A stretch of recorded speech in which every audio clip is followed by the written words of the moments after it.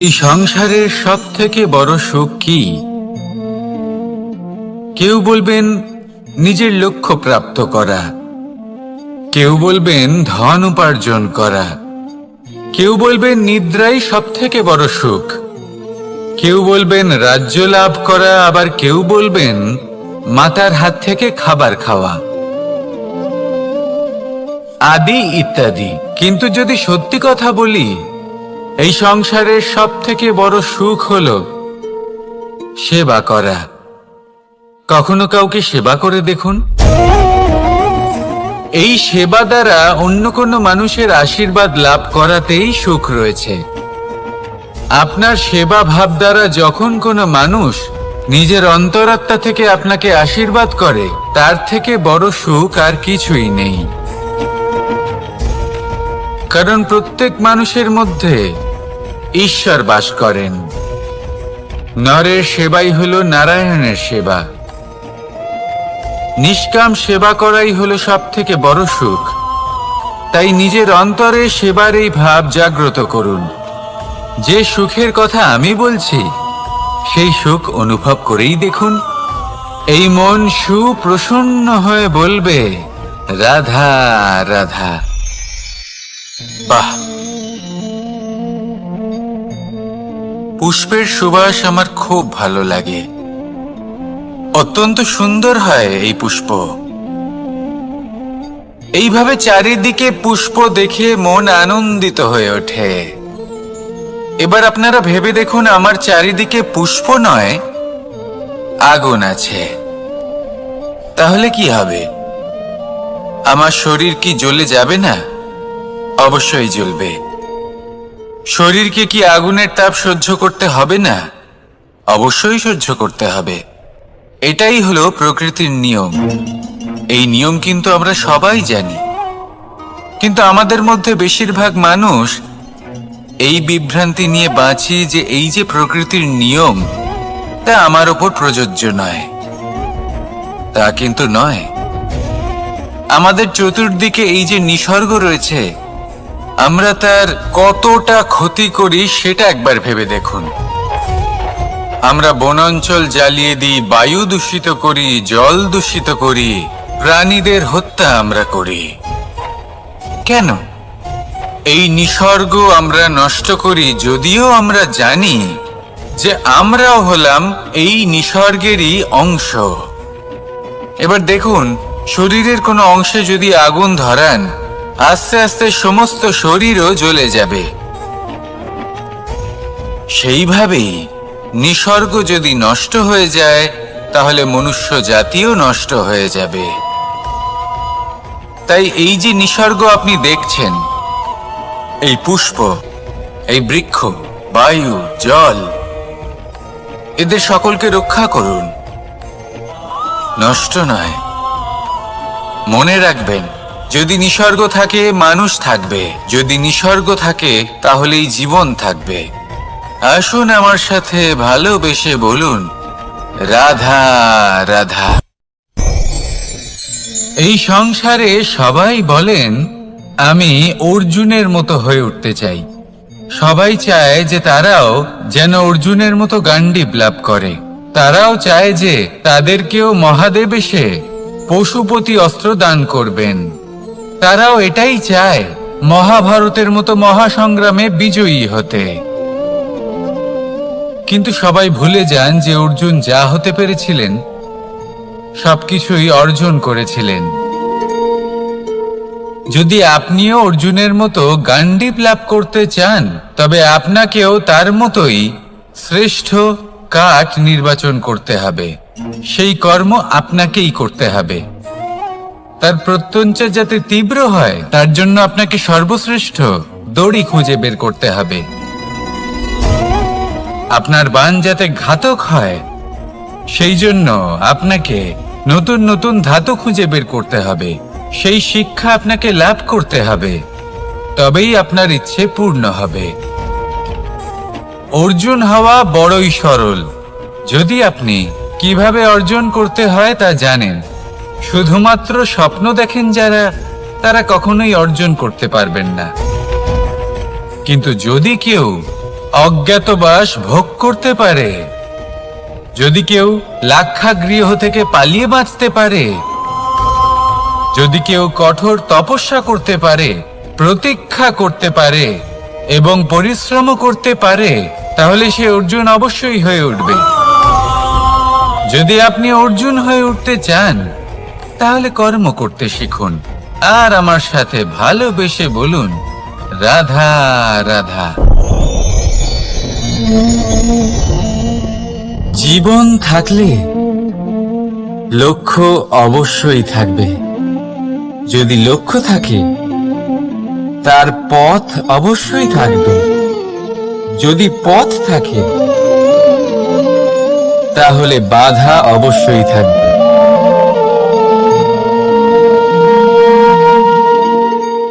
আর এর উপরেই নির্ভর করে যে আমরা জীবনে সফল হব না অসফল, পুরস্কারের ভাগীদার হব নাকি তিরস্কারের।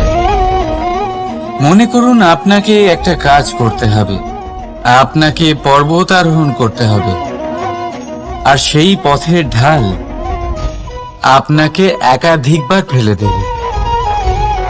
পাথর আপনাকে একাধিকবার আহত করবে। এই অবস্থায় কি করবে? সাধারণ মানুষ বেছে নেয় প্রতিশোধ। সেই পর্বতকে নষ্ট করে দেওয়ার চিন্তা ভাবনা করে, তার ভিতকে নড়িয়ে দেওয়ার কথা ভাবে সেই মানুষ। কিন্তু পর্বতকে তো কেউ নষ্ট করতে পারে না। তাই অসফল হওয়ার সাথে সাথে কুখ্যাতিরও ভাগীদার হয়ে যায় সে। দ্বিতীয় পথ হল পরিবর্তন। যদি আপনি সেই পর্বত ভাঙার পরিবর্তে তাতে সোপান তৈরি করেন, তাহলে আপনিও সেই পর্বতে উঠতে পারবেন, অন্য কেউও তাতে উঠতে পারবে, আগামী প্রজন্মও তাতে উঠতে পারবে, আর সেই আগামী প্রজন্ম সর্বদা আপনার সুনাম করবে। তাই জীবনে প্রতিশোধ নয়, পরিবর্তন বাছুন। বদলা নয়, বদল বেছে নিন। আপনার বাধা আপনার বন্ধু হয়ে যাবে। রাধা রাধা। সমস্ত মানুষের জীবন কিছুটা সমান হয়। মানুষ জন্মগ্রহণ করে, তারপর চলতে শেখে, জীবনে এগিয়ে চলে, বার্ধক্য লাভ করে, তারপর সমাপ্ত হয়ে যায়। কিন্তু সেই ব্যক্তিরা কারা যারা প্রকৃত অর্থে মনুষ্য জীবন যাপন করেন? এনারা হলেন সেই ব্যক্তি যারা পড়ে গেলেও আবার উঠে দাঁড়ানোর চেষ্টা করেন, নিজের ভেঙে পড়া অস্তিত্বকে আগলে নিয়ে আবার একটা আকার দেবার চেষ্টা করেন, ভগ্ন আশাকে আবার একটা নতুন দিশা দেন। অসফল হওয়ার পরেও থামেন না, আবার এগোতে থাকেন। অসফল হওয়ার পরে যদি আপনি থেমে যান, তাহলে সাফল্য আপনার সামনে অপেক্ষা করে, কিন্তু আপনি তা দেখতে পান না। তাই জীবনের সংঘর্ষে অংশগ্রহণ করতে শিখুন। জীবনের সংঘর্ষ থেকে পালাবেন না। আসুন আমার সাথে ভালোবেসে বলুন, রাধা রাধা। একবার একটা শেয়াল বনে বিচরণ করছিল। ও একটা ছোট্ট শাবক দেখতে পেল।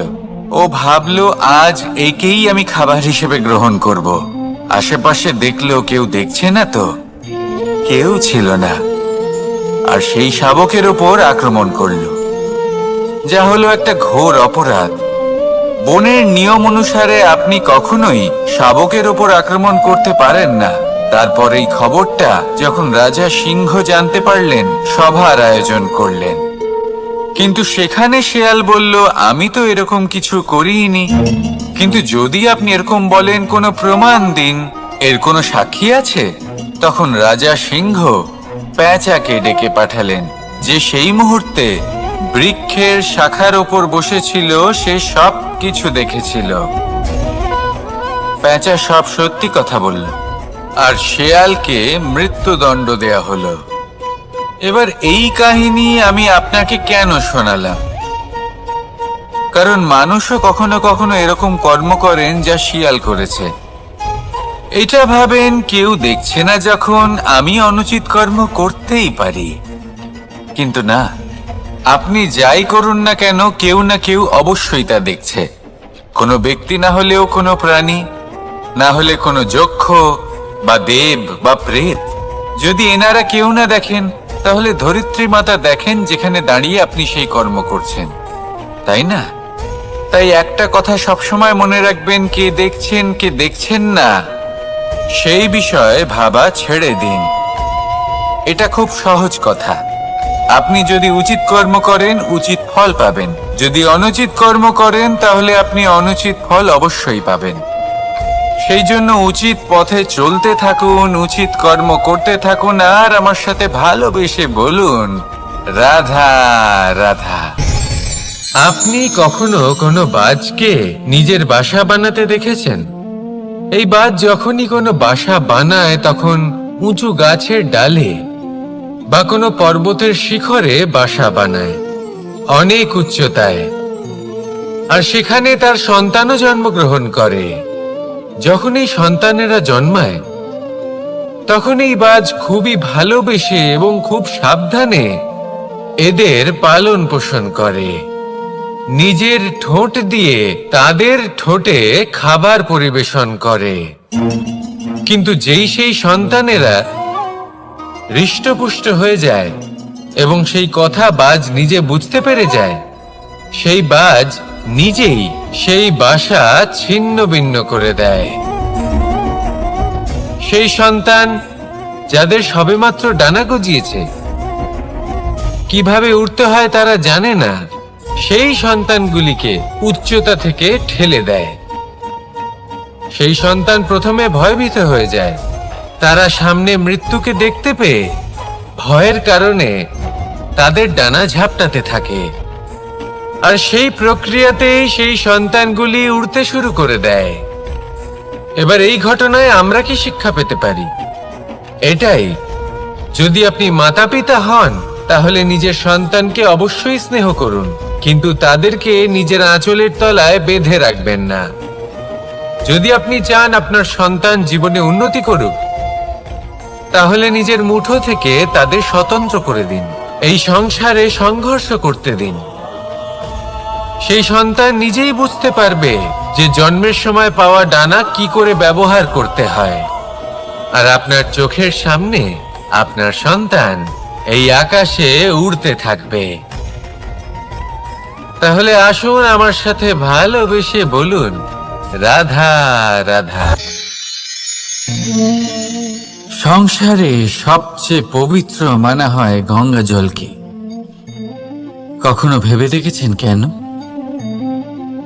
কারণ গঙ্গা জলের আবির্ভাব অত্যন্ত শুদ্ধ হয়, তার জন্ম শুদ্ধ হয়, যেখান থেকে তার শুরু সেটাই শুদ্ধ হয়। আর শুরুটা শুদ্ধ হওয়া অত্যন্ত আবশ্যক। আমাদের জীবনে সবই শুরু হয় আমাদের ভাবনা থেকে। নিজের ভাবনাকে শুদ্ধ রাখুন, কারণ এই ভাবনা থেকেই আবির্ভাব হয় শব্দের। আপনার শব্দ শুদ্ধ রাখুন, কারণ এই শব্দ দ্বারাই আপনার কাজ সম্পন্ন হয়। আপনার কাজ শুদ্ধ রাখুন, কারণ এই কাজ দ্বারাই তৈরি হবে আপনার স্বভাব। স্বভাব থেকেই তৈরি হয় আপনার অভ্যাস, আর অভ্যাস থেকে তৈরি হয় আপনার চরিত্র। আর এই চরিত্র সংসারের সমক্ষে এক আদর্শ হয়ে ওঠে। তাই ভাবনা থেকে আদর্শের এই যাত্রা শুভ তখনই হয়ে ওঠে যখন আপনার ভাবনা শুদ্ধ হয়। এই সংসারে, এই জীবনে নিজের ভাবনা শুভ রাখলে, শুদ্ধ করলে আপনার মন সুপ্রসন্ন হয়ে বলবে, রাধা রাধা। মানুষ জন্মগ্রহণ করে, তার সাথে ভয়েরও জন্ম হয়। ছোটবেলা থেকেই আমাদের মনে কোনো না কোনো প্রকারের ভয় থেকেই যায়। কেউ এই বিষয়ে ভয় পায় যে তার কোনো বস্তু তার থেকে দূরে চলে যাবে। কেউ এই বিষয়ে ভয় পায় যে আমি নিজেকে হারিয়ে ফেলব। কেউ এই ভেবে ভয় পায় যে আমার প্রিয়জনেরা তারা যেন আমার থেকে দূরে না চলে যায়।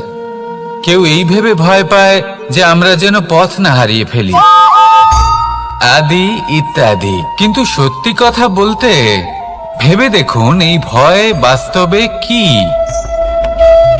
শুধুই একটা মনস্থিতি, আর কিছুই নয়। যা কিছু আপনি জীবনে পেয়েছেন তা একদিন আপনাকে হারাতে হবে। এই জীবন হলো আপনারই, কিন্তু তাও একদিন সমাপ্ত হবে। তাই ভয় পেয়ে কি লাভ?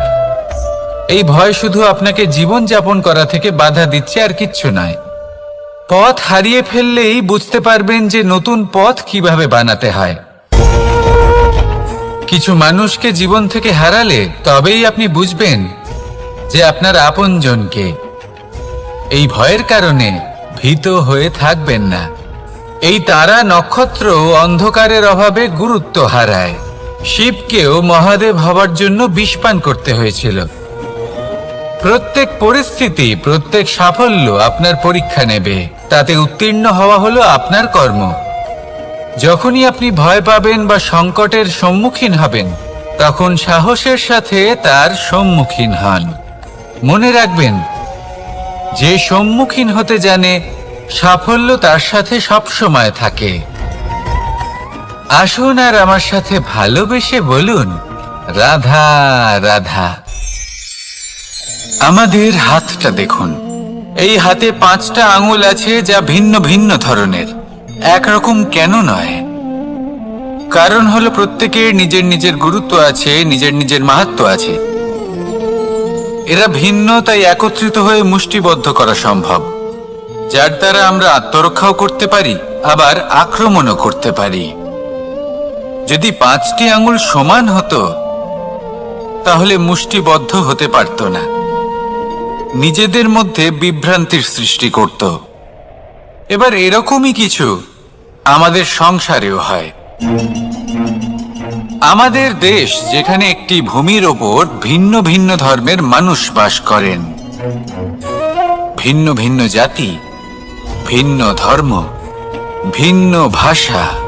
কিন্তু যদি আমরা এটা ভাবি যে কিভাবে এই দেশকে কল্যাণের পথে নিয়ে যাওয়া যায়, কিভাবে এর বিকাশ করা সম্ভব, তাহলে আমাদের একত্রিত হওয়া শিখতে হবে। যেইভাবে 5টা আঙুল একত্রিত হয়, মুষ্টিবদ্ধ হয়, সেইভাবেই আপনার যে ভাষাই হোক, যে ধর্মই হোক, যে জাতি হোক না কেন, ঠিক আছে, আবশ্যক হলো আপনার নিজের কর্মভূমির সাথে, আপনার ধরিত্রীর সাথে যুক্ত থাকা, সাথে থাকা। তবেই দেশের উন্নয়ন সম্ভব। তবেই এই দেশ স্বতন্ত্র থাকবে, সফল হবে, আর এই মন প্রসন্ন হয়ে বলবে, রাধা রাধা। মোহ, কারোর প্রেমের মোহ, কারোর সঙ্গলাভের মোহ, কোনো বন্ধনের মোহ, কখনো বা ধনের মোহ, ঐশ্বর্যের মোহ। যদি আপনার মধ্যে এই মোহবোধ জাগ্রত হয়, তাহলে আপনার বিনাশ সুনিশ্চিত। যেমন কোনো বিশেষ ব্যক্তির প্রতি যদি আপনার মনে মোহ জাগ্রত হয়ে যায়, তাহলে আপনি চাইবেন সেই ব্যক্তি আমার কাছেই থাকুক, আমার পাশেই থাকুক, শুধুই যেন আমার হয়ে থাকুক। আর শুধু এই কারণেই কোথাও না কোথাও সেই ব্যক্তিকে আপনি তার প্রিয়জনের থেকে দূরে করে দিচ্ছেন। তারপর দুঃখ আসে, নিরাশা আসে, কারণ স্বাধীনতা সেই অনুভূতি যেটা সবার প্রিয়, আর সেই অনুভূতিটাই আপনি তার থেকে কেড়ে নিচ্ছেন। এভাবেই মোহ নিশ্চিত রূপে আপনার শত্রু হয়ে যাবে।